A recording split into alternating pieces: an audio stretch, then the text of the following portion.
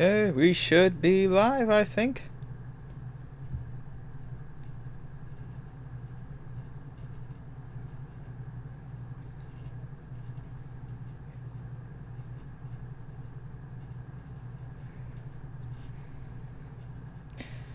Alright, I think we're live. Hello everyone, it's me, Demetrius Villa from the High Speed Rail America Club. Here testing out with our new first live streaming event that we're having now for the club. We're going to be testing this out to make sure that, everybody can be able to answer their questions, and maybe hopefully later on we'll be able to make the stream better quality. I was trying to test out to put in my Sony camera or the other Nikon camera that I had into this in order to get better video quality, but for now it seems built-in webcam is going to have to suffice as long we got the Yeti Bluetooth microphone here, so that should be able to work in, so that, or at least working with that and rolling in with the punches. So if anybody's all good, okay, Zach's in here, we can see him. By the way, if anybody hears me right now, it is a little bit delayed because that's how the internet works right now. Not everything is instantaneous, it's not as fast as high-speed rail. Well, it is the internet, so it does travel at sort of light speed, so it is faster, but you know what I'm saying. In case the net does go in and out, well, that's the way things are. My area does not have fiber optic cables at the moment, so hopefully later on we will be able to move in a better area. And it seems like we do have a question from Ruben. Hi Ruben, how's it going, man? I hope everything's over there in Belgium. Do you think providing high-speed rail to Detroit might result in an economic boost for said city? Well, I think Detroit right now is in a pretty terrible decision for position for a lot of reasons. I'm not going to go into the reasons right now because we'll be here all day talking about the reasons why Detroit fell in from being the richest city in America to being the poorest and one of the most violent cities in America.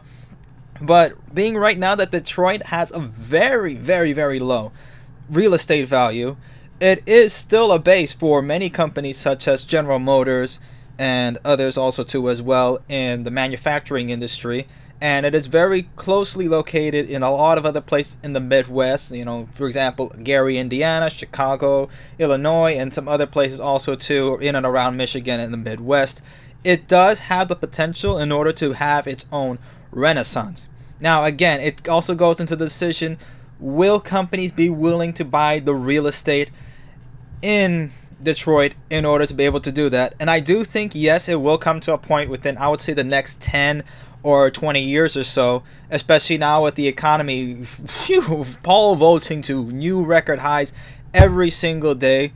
I think the Dow just hit 24,000 today and 24,300 somewhere in the closing like that. I don't know if my Bitcoin will probably come up later on or not, but probably won't have enough Bitcoin to buy all of Detroit. Probably will at this point, because I know people are even burning their own houses because the insurance money they get from that and the claim is actually a lot more than selling their houses in Detroit. But will it come back? Yes, I do see it coming back at some point or another. How fast it will come back is another question that I think we need to see going on, certainly when it's happening, but this is something that I don't think anybody can predict how or when exactly it's going to happen. Okay, we have another question coming in from Amtrak Productions. Hi, big fan. Thank you so much, Amtrak Productions. Oh, by the way, everybody, we're right now at 3,000, right at the precipice of 3,300 subscribers, and it's pretty amazing to see that we've gone from somewhere that we were, celebrating that we got 200 subscribers. I remember when I did that video, and, we're now at 3,300 subscribers. So think about that, guys. We're at 10,000, 10 times more than when we were at 300 and stuff like that. So, I mean, it is incredible to see the amount of people coming into here, especially nowadays with America coming back on its feet, going right into infrastructure, even though it's slowly. But, slowly and surely getting there, getting our baby steps to crawl right into moving into there. So hopefully it's going to be able to happen. Let me see what else. So on statement on the grade crossings. When it comes to all aboard Florida, especially that, this is already land they already had. Let's put it this way. This is land they already had back in the late 19th century. So this is something that, you know, already came. They didn't have grade crossings before, but once those municipalities came into existence, I was gonna say extinction. That was the wrong E word, but you guys know what I'm saying. Once those municipalities came into existence, they had to be able to put in the grade crossings themselves, working with the counties and the state government to say, okay, we want a grade crossing here, and then working with the FEC, and they said, okay, sure, why not? Here you go. Non-aggression pact, not aggress. So come on in. Here we go. Pay the money and pay up. But right now, since the United States is sort of moving back into a rail. By the way, this was back when the United States was more focused on rail technology. It wasn't really a big car culture at that point until after. It was only after until World War II and into the 1950s, which we did cover in our previous videos of why in the United States why the United States rail service, passenger rail service, went from class to crap. But now that we have, you know, multitudes and multitudes of grade crossings now in the present era, it does present a tremendous issue, especially in counties that are, you know, more purposely put on with, you know, with roads. And of course you have, like, you know, the Treasure Coast counties that don't really have a rail connection with, you know, saying tri-rail or, you know, going around back and forth from work on major highways. These places are going to have a bit of an issue with getting back and forth. So it is understandable for them, especially when they don't know anything else other than getting back and forth through rail. So seeing that now you have the grade crossing issues, it is something that maybe people are going to come up and say, well, we can decrease the rail crossings. We can go around and have, you know, bridges over rail crossings. I know in Aventura, they did one over here also too on Ives Dairy Road. There's a, you know, bridge, big bridge connecting between US 1 and on Ives Dairy, which helps relieve a lot of pressure from motorists going back and forth and a lot of commuters in that area, because that is a huge area. You have an elementary school there. You have, of course, Florida's biggest mall, Aventura Mall, right there. So that's a huge, tremendous issue. And of course, it's going straight down to I-95. So you can see that is one solution, is having a bridge over grade crossing, especially here in Florida, because you can't really build underneath. Now I know places like the Netherlands and, you know, those Dutch people are pretty darn smart and they can be able to dig underneath, especially underneath all that swampland. But over here, our swampland people, we're not too smart as the Dutch, so we're not going to be able to dig underneath. So again, the best bet for places such as that, which, you know, more highly trafficked areas like Aventura and North Dade County, Broward County, West Palm Beach, you can sort of see where the bridge over grade crossings would be applicable. In places such as the Treasure Coast, maybe less grade crossings and having, you know, better grade crossing technology in more trafficked areas. So let's go see. Just went off from there, but I know in other areas of the United States, again, same effort holds as well. We do need less grade crossings and better grade crossings. Again, that needs both. We need less of them, but higher quality grade crossings at places where it actually counts. So let me see the questions from here. I just finished your question, Amtrak Productions. So let me see. Osman Hossein said hi to you as well, and thank you for joining us as well. Tara Shelvenko, good evening, HSRAC. Good evening to you too, if it is evening in your part of the world. I'm not quite sure. I am here. I'm here too.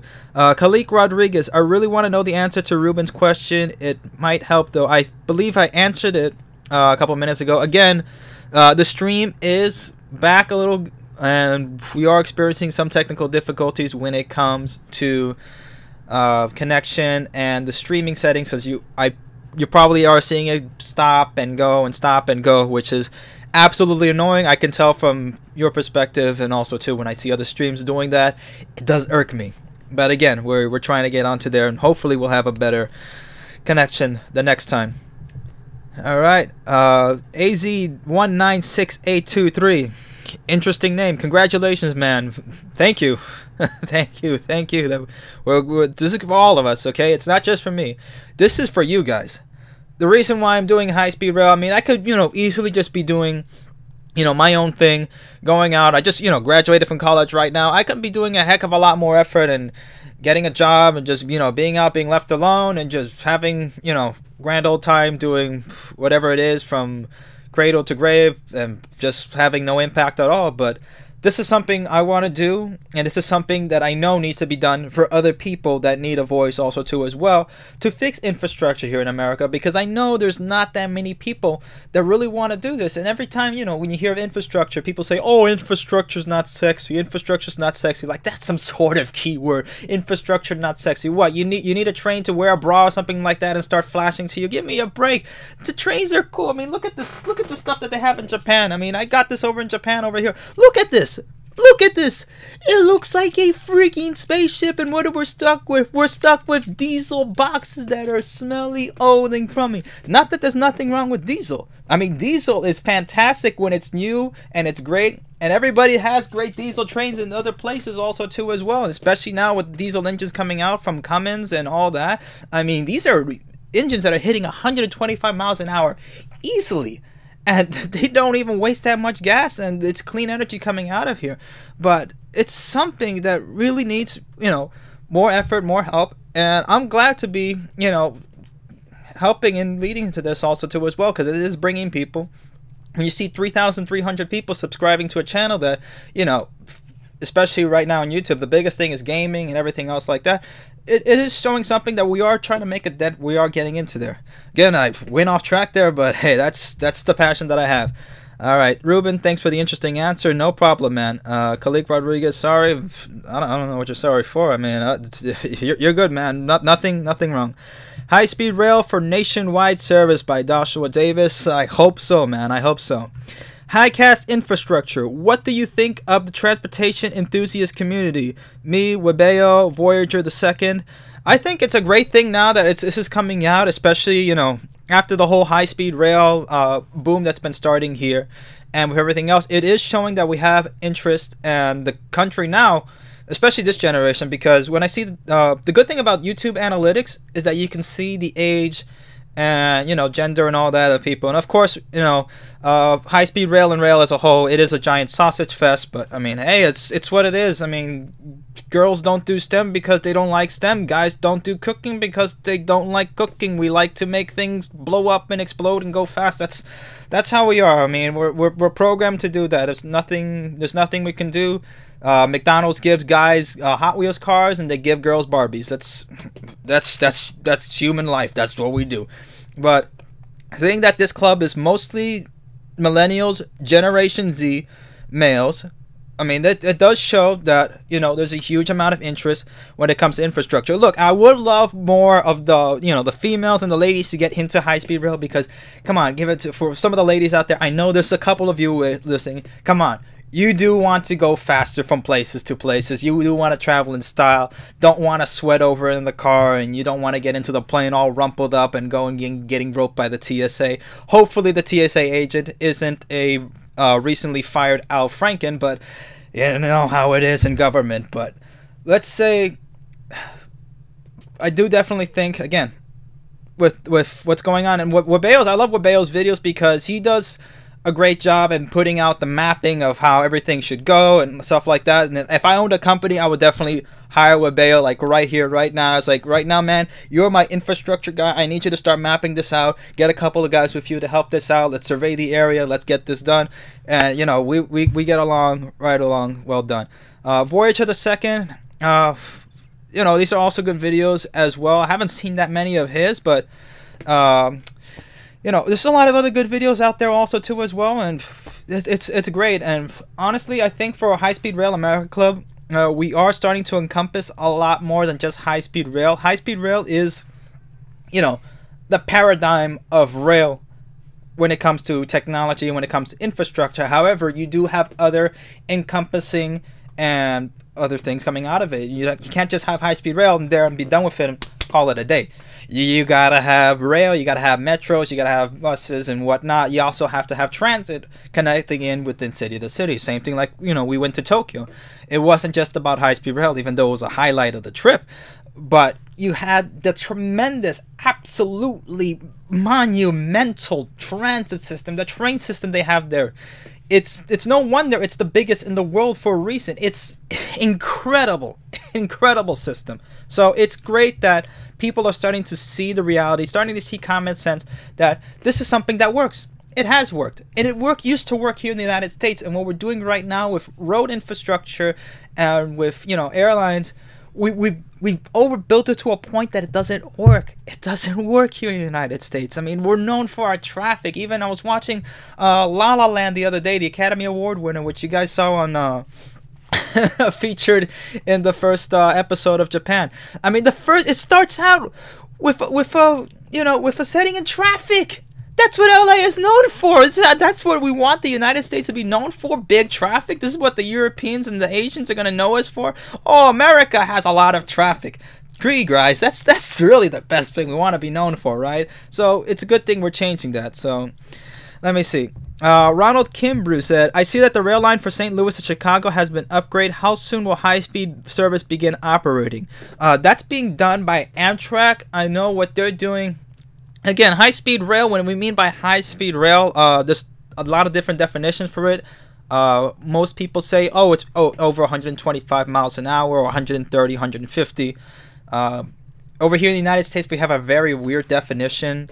Amtrak likes to call high-speed rail anything more than 100 or 110 miles an hour, and they're going to be running their service between there for the upgrades. So, how soon will high-speed rail service begin? Again, legally, it depends on what you call high-speed rail service, but it should be, I think, opening up sometime, I think, next year with the upgrades done with Amtrak. I'm not quite familiar with what Amtrak is doing there, but I know the last time I checked, the upgrades are for running trains that go over 110 miles an hour with the current trains, the GE Genesises that they have. I'm not quite sure if you call it Genesises or Genesi. Same thing if you know cactus, cacti. I'm not quite sure. All right. Let me see what else. If we have any other questions here. We're getting a lot of people here chatting, and I see there's 13 people watching, which is, pretty good, and people back and forth. So that's pretty great to hear. Let me see what else. Let's see. Entire population, U.S. Northeast, definitely Taurus. I see you guys are going in the chat as well. I don't know how I can jump into here. Again, we are delayed back by a couple of minutes because of the live streaming technology. There needs to be a HSR connection between the Northeast and Midwest as well by Khalik Rodriguez. Yes, that is a big deal. And by the way, guys, the Midwest is a tremendously budding region right now. I was there recently for a job interview in Indiana. I can't say which company, and for reasons whatnot, but I mean, the Midwest is really growing right now. What they're doing with everything. I went to Indianapolis International Airport. The whole thing is covered. Like, they have this whole green pastures thing covered in solar panels. That is insane. We don't even have that in Miami. I'm like, this is the Sunshine State. We don't have that in Indiana. Growing corn. They're growing freaking solar panels there as well. And the factory industry is coming back right now. Steel is coming back. A lot more manufacturing also too. A lot of jobs are hiring this again. So that's I'm sort of looking Midwest into looking where I'm getting for a position somewhere. I'm crossing my fingers, and hopefully you guys are also praying or crossing your fingers depending on what deities you believe in. So, but again, if you guys are looking for work or something or everything, the Midwest is going to be an important region in the United States again for manufacturing, and that is the crossroads of America, because you have huge busy ports like Union Station in Chicago, which handle the second most amount of traffic after New York. I think so. I think that's what it is last time I checked. I don't know if it's Union Station in Chicago or Los Angeles, but somebody there, one of those two. But I mean, that's the thing, because you have the Midwest, which is the breadbasket and the manufacturing base. Then you have the Northeast, which is more of the political and the business base of America. You have people going back and forth from there. So it's, in one sense, a tremendous mega region that you have going on there. It's sort of connected from, the entire West, which is why, you have the California high-speed rail going there. And then, the South down here, which is, we're kind of doing our own thing, whatever it is here we do in the South. But that's the thing, and I really do see the Midwest growing. Again, like I said about Detroit, And that goes for other places here in the United States. The Midwest is growing, and it's going to be a tremendous, tremendous factor playing for the future of the United States. Let's see, Demetrius, do you watch Japan Railway Journal? Oh yeah, I love that show. It's a great English program by NHK that provides an in-depth perspective of all aspects of the Japanese rail system. I was gonna say we were trying to get the professor. Oh man, I forgot his name right there. I was trying to get the professor to see if I can interview him for an episode. I don't know if he never got back to me or not, but no, he did not get back. But you know, I love the show because it does bring another perspective of, you know, what they're doing here. And I know NHK is doing that because NHK is again, I think that's a public run television company in Japan, and Japan has been really big on pushing the exports on rail technology and high-speed rail over here, which I'm all open for it because we really do need high-speed rail, and Japan just happens to have the best and more safest technology for high-speed rail, and we do have the best relationship with them when it comes to East Asian counterparts. So that's something where I see, you know, it's the perfect match right there in order to bring that over, especially what's going on in Texas. So I know they're kind of using it for their own little train propaganda. That's how it is, folks. You know, CNN, NPR, and that's public radio and public TV. You know, of course they got to put their own spin to it, but I do love the show. And there's great amount of information that they put on there, and you know, the segments that they do on old steam engines and stuff like that, even though it's a little bit foamerish, but you know, it's kind of interesting to see that also too. And the big thing I also mentioned when I went to Japan, these people have a tremendous amount of pride in their rail system, and you see that when it comes to you know, when you go to the museums and you know, take a look at their economy and when it started to, you know, go up on the graph. You see this, you know, when you see the GDP of Japan, it has this big boom in 1964, just starts going right up. And of course you had the recession back in the late 80s and the 90s where, you know, it started to you know, go down. But you see where this grows, and you know, they give these avatars to these trains and all these little anime girls also too as well. It's Japan, that's how they are, you know. It's a whole country of weeaboos, but hey, I'm one myself, so I mean, I can't say anything. But it's the amount of reverence they give to these trains, even the old ones. You see the kids going out there, not just the kids, I mean, it's, you know, the adults also too as well. They love the trains, and it's both, you know, the men and the women. They love these trains because these trains mean a lot to the country economically as a whole. So again, they love their trains, and you know, it's great to see that, you know, the reverence they have for the trains and the love they have for that. And you know, to bring that over here, which we used to have also too as well. I mean, rail was the bloodline of America, and it still is when it comes to freight, but you know, it's kind of gone to a position where, you know, it's become sort of this niche thing, and it's not where it used to be anymore. And of course we have things like Thomas the Tank Engine and some other shows also too as well. It's like this 3D CGI show that they make for kids for trains, Chug or something like that. I don't know, some weird name like that, but you know, it's something that we can be able to see come back again. All right, let me watch go here. Osman Hussein, Caltrain Bullet are the girls' trains. I guess I don't know how far back are we on this. All right, let me see. Ruben Van Mishero, do you think the Hiawatha should be privatized? There are a lot of services that I think in the United States that can be privatized, especially ones it's like the Hiawatha, which is one of the few Amtrak services that do actually run on a profit. This happened also, quite frankly, in Indiana also too, where they ran the Hoosier State for a little while through private contractors, because the state, well, the federal government cut off funding for Amtrak.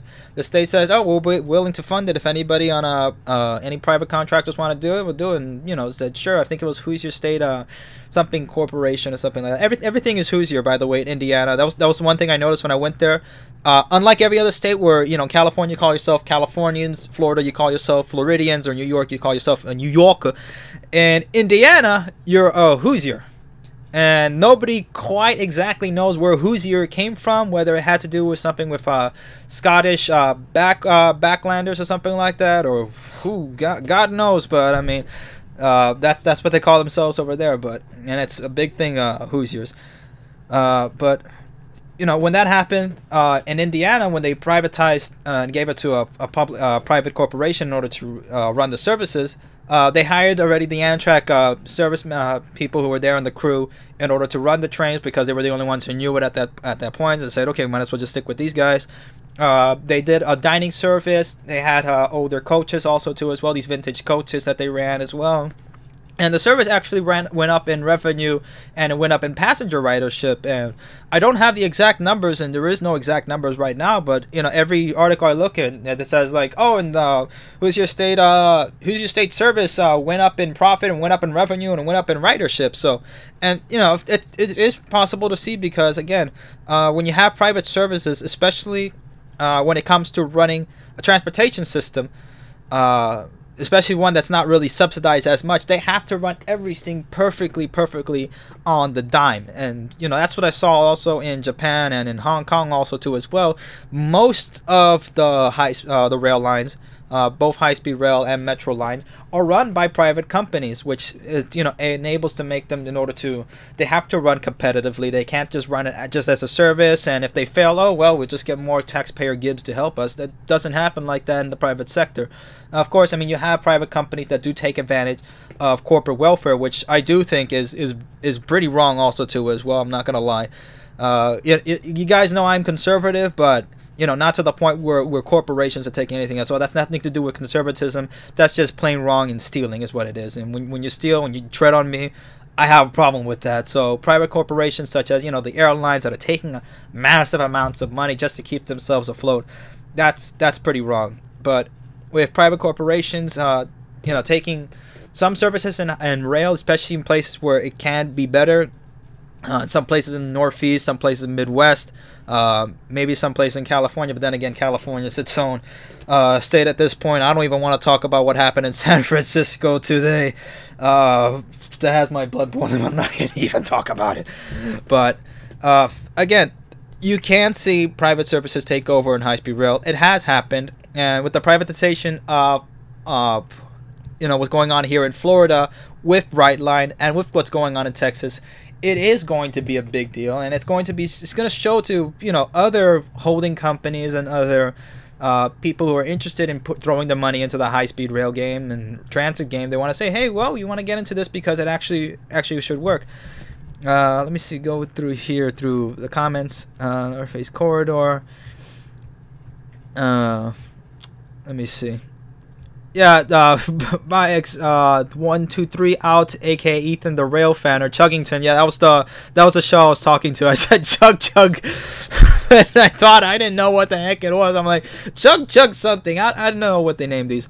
I love trains too. I do. I want to ride Amtrak, For America, buy rail DVDs, Osman Hossein. By the way, guys, if you ever feel you want to get nostalgic and you really want to get depressed, look at some old rail videos of the United States from the 1940s and 1950s. You're going to scream at the screen and you're going to say, who took this away from us? What happened? What's going on? I mean, but it is beautiful to see how these were, and you know, stuff like that. It really says like, wow, we really had something here going in the United States when you see that. Let me see. Let me go up here. Byx123 out, aka Ethan the rail fan, also asked, when's the next Japan trip vlog? I'm trying to get it out this weekend or sometime in the beginning of next week. I don't want to come out later than Tuesday. I can definitely say that. Hopefully this weekend I'll be able to Friday I'll be able to work on it and get it on. This next episode is going to be pretty exciting. You're going to see Akihabara, which is a pretty big fan area in Tokyo, especially. There's a lot of anime, manga, and video game culture going on there. But you know, it's amazing to see. One really cool thing you need to see there is we went there at 9 o'clock in the morning. Basically 9 o'clock in the morning is, you know, the big rush for rush hour traffic in America. There was a whole bunch of people on the train. The train was packed. We were packed in there like sardines in the rush hour trip in Tokyo. The moment we got off at Akihabara, it's like, no, there's no cars. There were no cars. And in the few cars that were going through, they were going through really, you know, easily through traffic.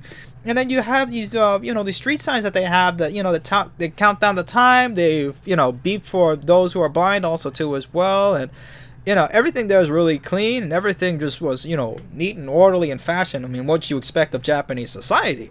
But, I mean, it was incredible. And we also got to see Ueno Park. Then we also took the trip back to Ginza, which was one of my favorite parts of Tokyo. And it was even raining there also, too, as well. But I got to see Dr. Yellow in Ginza. We got to see, the Shinkansen going through the stations over there in Ginza, and to see the shopping district and everything. Ginza is like Fifth Avenue, but an entire district of Fifth Avenue in Tokyo. That's what it is. Pretty much everything in Tokyo is bigger, massive, and a lot cheaper than New York. I gotta say, stuff there was cheap. I didn't expect to go and get like a full meal for like $4.50, and I didn't even have my stomach blow up or anything like that. And Alex also too enjoyed himself, and Alex has a little bit more delicate stomach than most other people, and he had no problems at all with the food. And if Alex, the vice president of the High Speed Rail America Club, has no problems with the food, nobody's gonna have problems with the food over in Japan. So that's something we gotta know.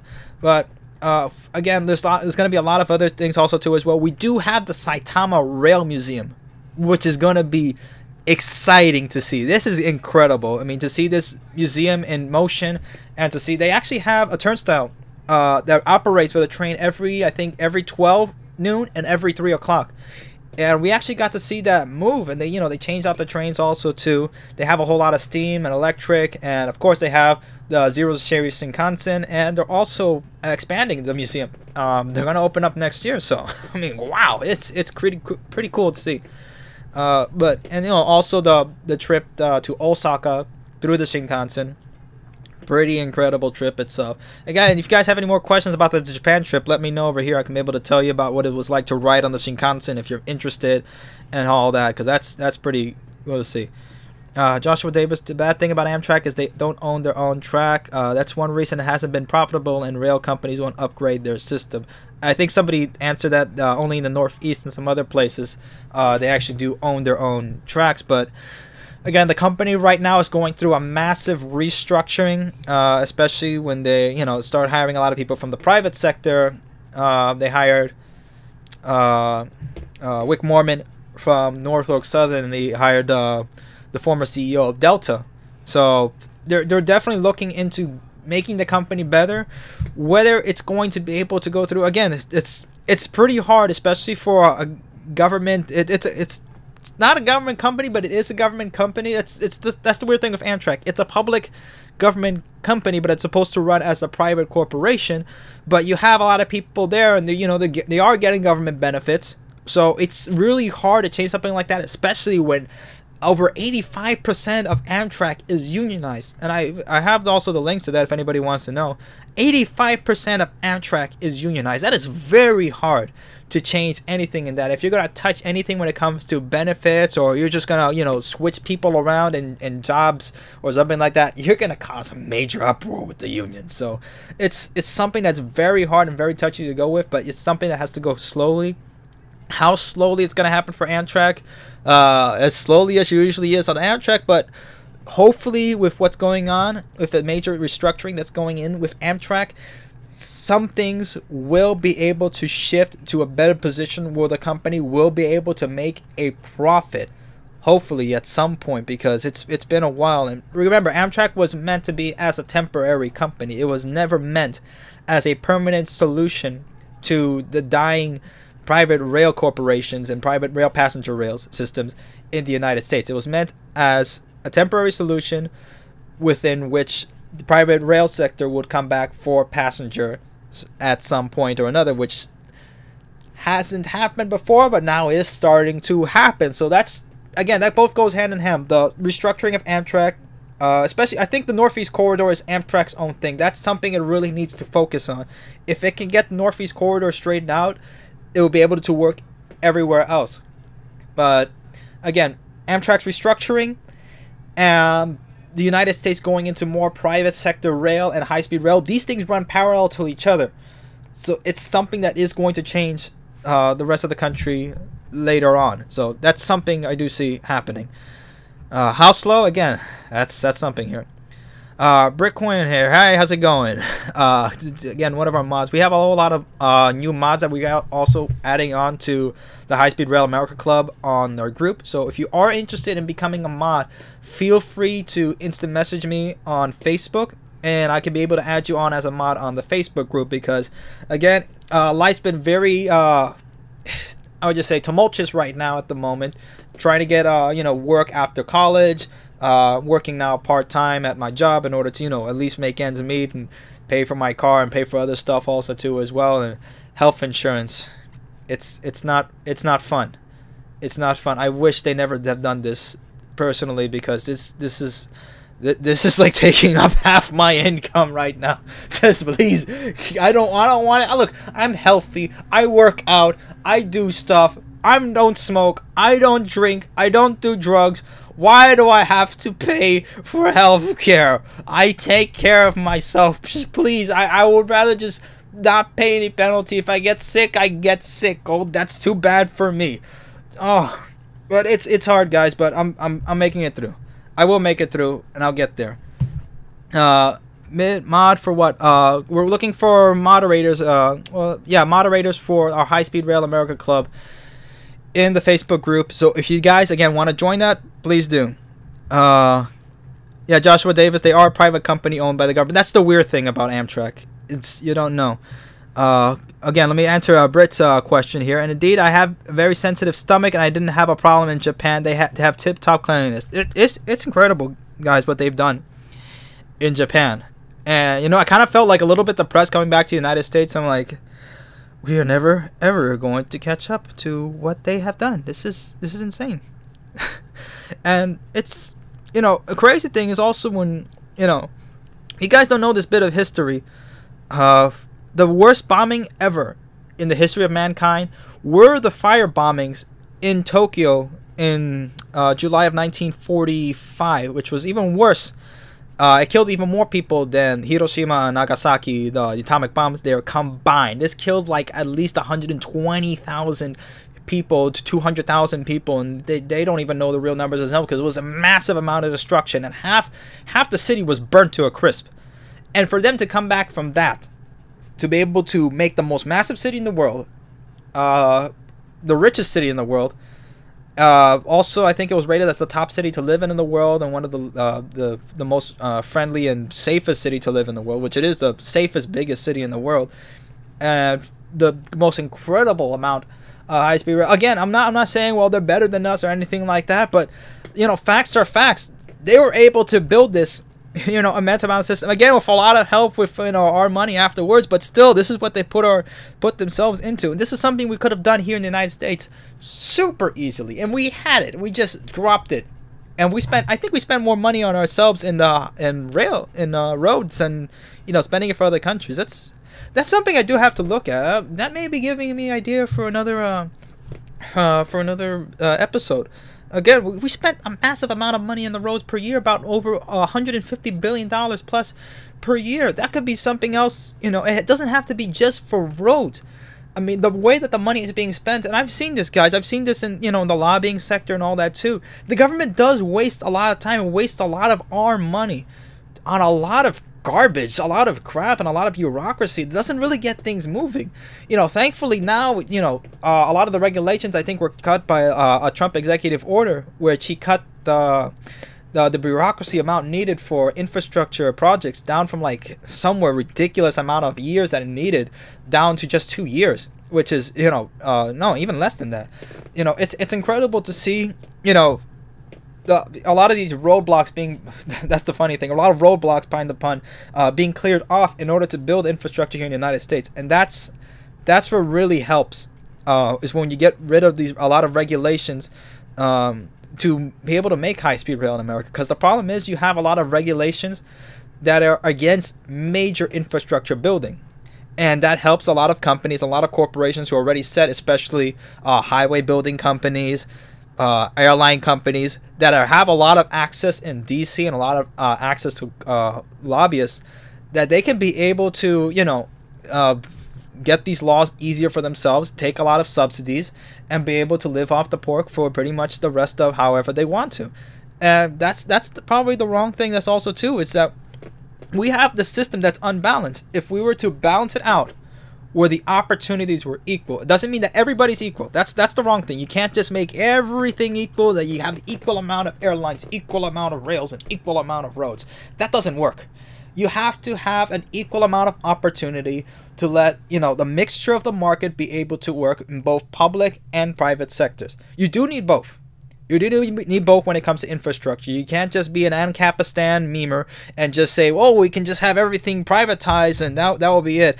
In a perfect world, maybe that'll work, but this is the world we live in. That doesn't exactly work. As much as I would love to be a ridiculously Tony Stark, Bruce Wayne combined rich and be able to build the most massive high-speed rail line in the world and privatize, it doesn't work like that. Welcome back to Earth. It doesn't work like that. So you do have to have, working with the government and working with private companies together in order to make these systems happen in the United States. And it's not here's the big thing, guys. The people who really push the more pull when it comes to the government, when it comes to private companies, is us. We do make the big push. And even though some people say, oh, it's impossible, the companies are too big and stuff like that, no, it's not. No, it's not, because we were the people in the first place that make these companies big. We were the people in the first place that do build it for them. So it's us, the people, we the people that actually have the power to do this, to change it, and make it what it is to be.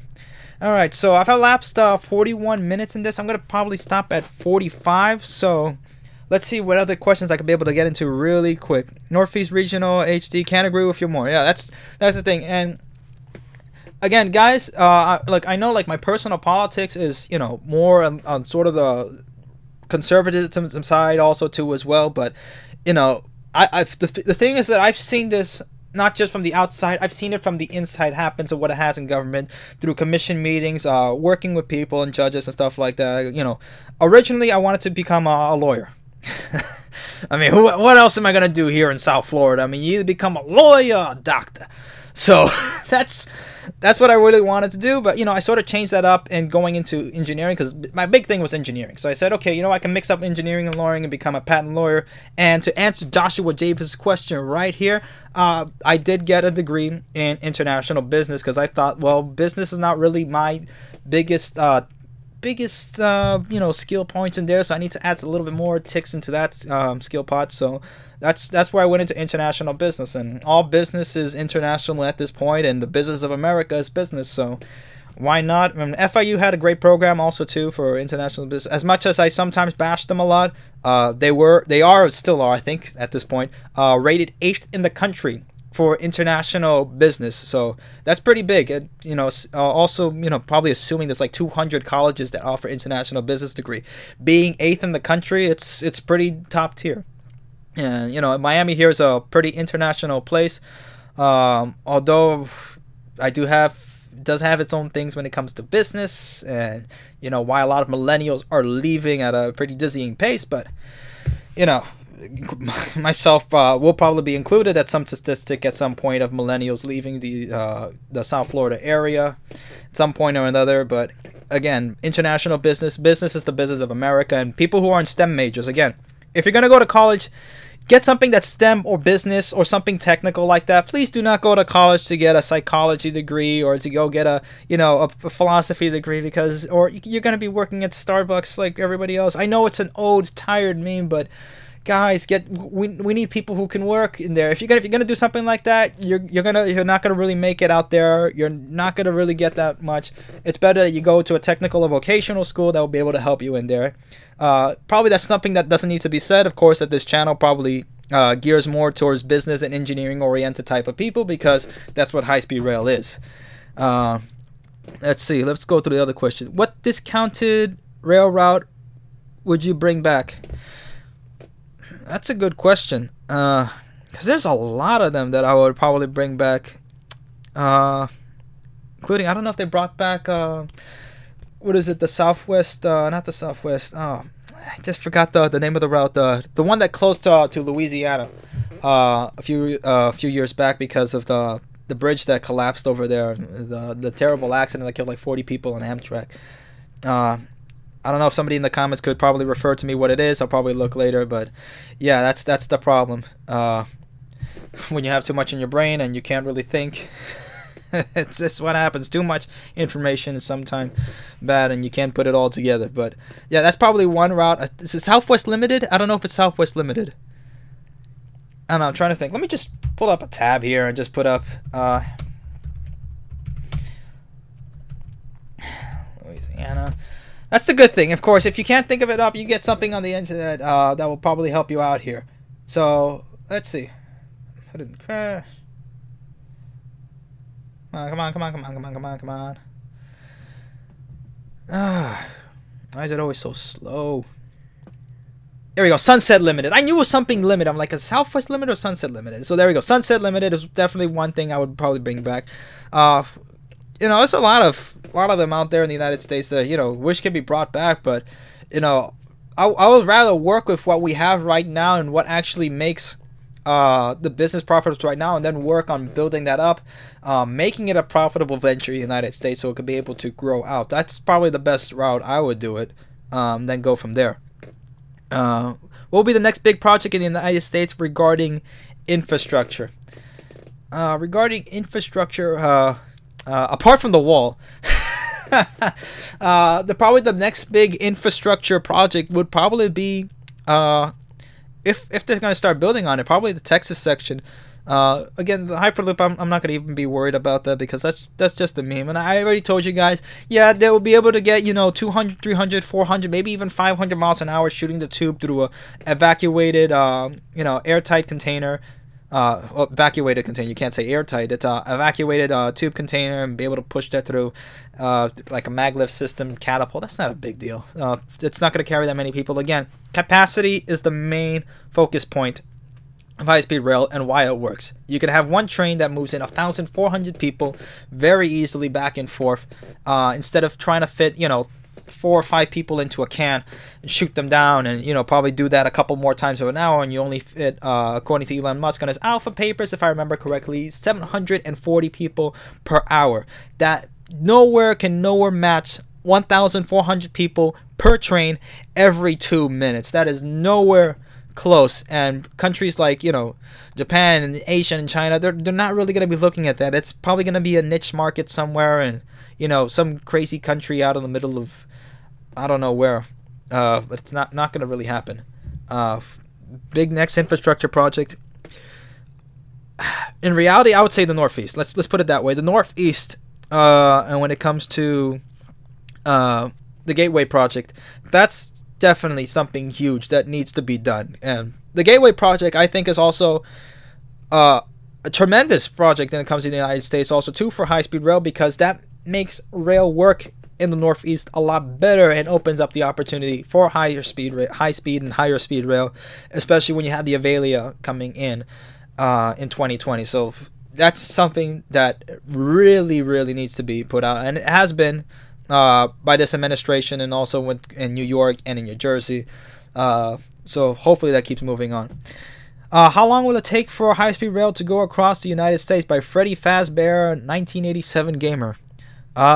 Depends on how fast you're going and how fast you are. I wouldn't have the number on top of my head, because the thing is, going high-speed rail across the contiguous United States, nobody really does want to do that. Again, high-speed rail is more for regional areas, and you see this also in Japan as well, and other countries in Europe. For example, between London and Paris, they have the market share of about 90% through the Eurostar, which is the high-speed rail route between London and Paris. And then everything else is, you know, cheap airlines that they have, you know, the big cheap budget airlines that they have over in Europe, that you can, you know, for $10 you can get a seat and cramp yourself in for a, you know, real good anchovy style ride, and, you know, get yourself in between Heathrow and Charles de Gaulle. But or no, probably not even that. They'll probably get you some airport in the middle of nowhere, some British airport in the middle of a swamp, and then throw you in off skirts of somewhere in Paris. It's not really Paris. It's probably some no-go zone that you don't know where the plane is shady. But hey, the thing is with high-speed rail in Europe, that between like 200 and 700 miles is the sweet spot. where high-speed rail really travels through. That sweet spot is where high-speed rail captures the most amount of market share. After 700 miles, you're really going to get into the plane. And for example, most people between, the tippy top of Japan or like Tokyo all the way to the bottom of items like Fukuoka and all of that, most people by that point will want to rather take the plane because it's, quicker at that point and a little bit easier. But again, the big thing for high-speed rail is direct to direct service. It's door-to-door service that you go exactly from the major city point of Tokyo to the major, middle city point of, whether Osaka or Kyoto, Nagoya, wherever it is that you want to go. So that's the thing with high-speed rail. Again, you can't really go across the United States. Most people don't want to do that unless it's for leisure or unless it's for more of a hotel-type experience and resort-type experience on the train, which is a market. There are people who do take that, and you do see on Amtrak's numbers when it comes to rider share, most amount of people taking it between major cities that go from, let me just say, for example, for the Silver Star and Silver Meteor. You see a huge amount of jump between people going in from DC over to New York or from, places in North Carolina, stuff like that. They're going like 200, 300 miles. Okay, so like the market share jumps in like that. But then you see this tiny little, it goes down. Then you see this little big bump. That 10% of the market share, that there's people from DC and Orlando going in between. Because people do like those, longer routes sometimes, and they like it for the experience, the overnight experience of going across. And that's why things like, like Empire Builder still exists, is because people do like those big things. But again, high-speed rail is more for regional transportation. And it probably will come to a time where we do have continental high-speed rail at some point another this century. But it is something that, it can be done. Again, I don't have the exact numbers, but I can probably put it up on the club. Let me see if I can put in one more question. I am going a little bit over time, but let me see if I can take one more question from someone I didn't take. Let's see. I'm going to take David Pasquale because he hasn't got his... I haven't seen him yet. How are you doing, David? If we had the yearly ridership numbers of the UK, how would we accommodate these passengers? Yeah, I know the UK has a higher passenger rail number than the United States, but again, the UK is a far smaller country. I would say closer, not even the size of the Northeast. It's smaller than that. Again, to accommodate these people, you need to have a better rail system. And I know in the UK they have a mixture of both public and private. They have like private rail systems like Virgin Rails and what's the other one, Northwest also too as well. But again, these are things that, and again, the UK also has they were the ones that invented the train with the rocket. And, they have a massive history when it comes to rail also too as well, the oldest than any other country in the world. But again, in order to accommodate these people, you need to have, first of all, you need to have a better system. When I mean infrastructurally in this sense, I mean infrastructure when it comes to computer and into stations, and also to getting people in, through, and out of stations as quickly as possible. Because let me try to throw in Joshua Davis's question also here too as well, so we can have both questions and end it off with this. The reason why rail travel is pretty cheap in Japan is that you have a lot of this automated.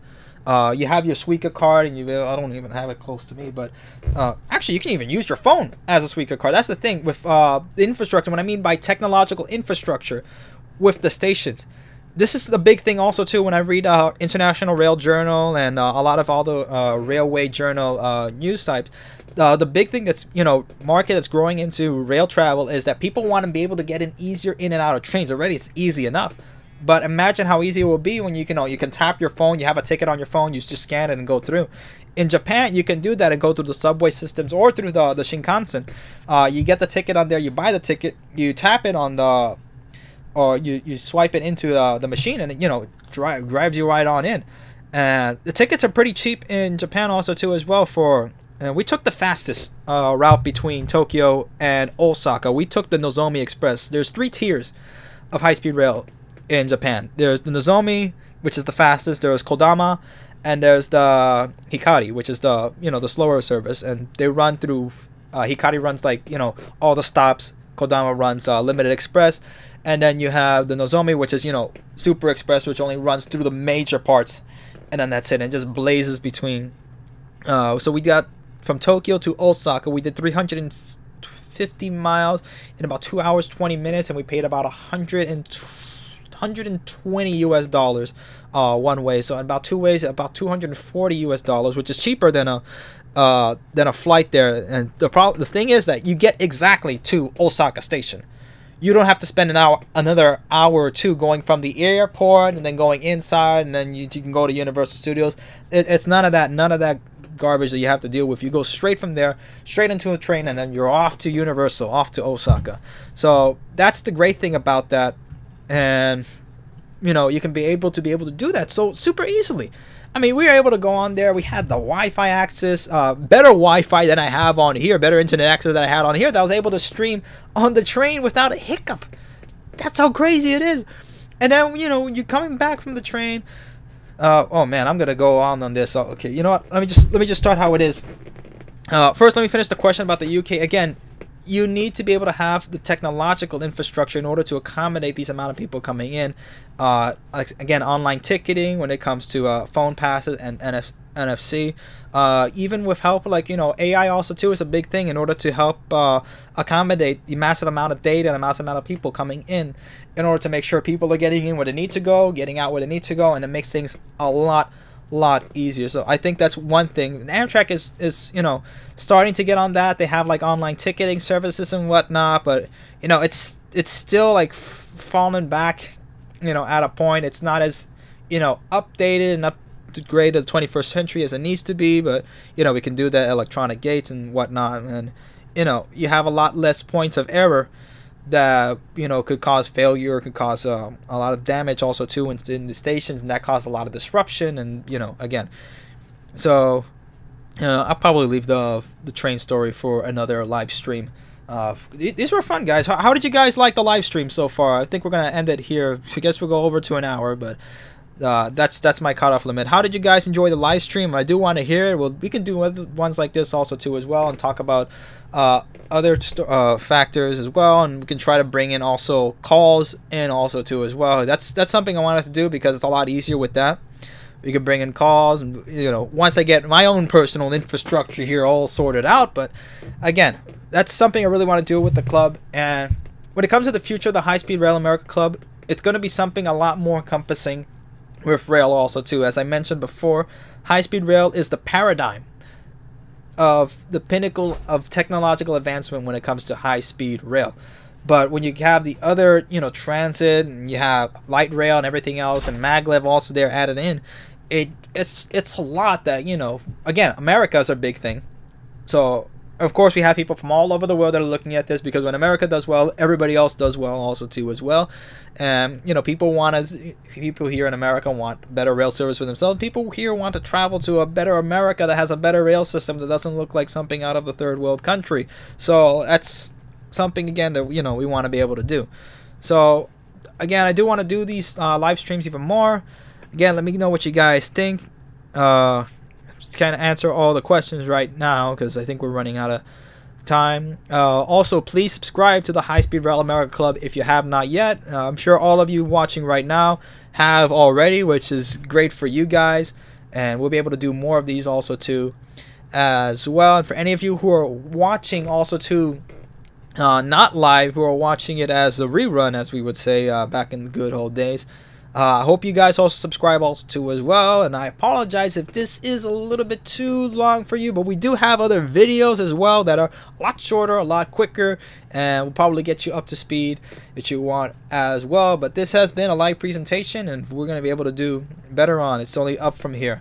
Again, also guys, I do want to say a Patreon also too as well. If you guys want to support us monetarily, we're at 6 patrons right now and 34 per video, so that is helping me a lot to be able to do these more often. So now I can be able to do maybe one live stream per week or one fast forward video per week, which is like a 6-minute or 12-minute video on getting us up to speed or with the news that's going on, and then one other larger video that's either the Japan trip files or maybe an interview with somebody around the world or in the United States when it comes to infrastructure and high-speed rail.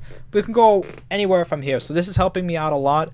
Again, if you guys also have any other questions, feel free to drop me in on Facebook, even though I'm not that much often on there, but if you do drop me a question and you do mention me, that's how you get my attention pretty quickly, and I'll be able to see and go from there. Again, hope you guys like this live presentation of the High Speed Rail America Club, and we hope to see you guys next time.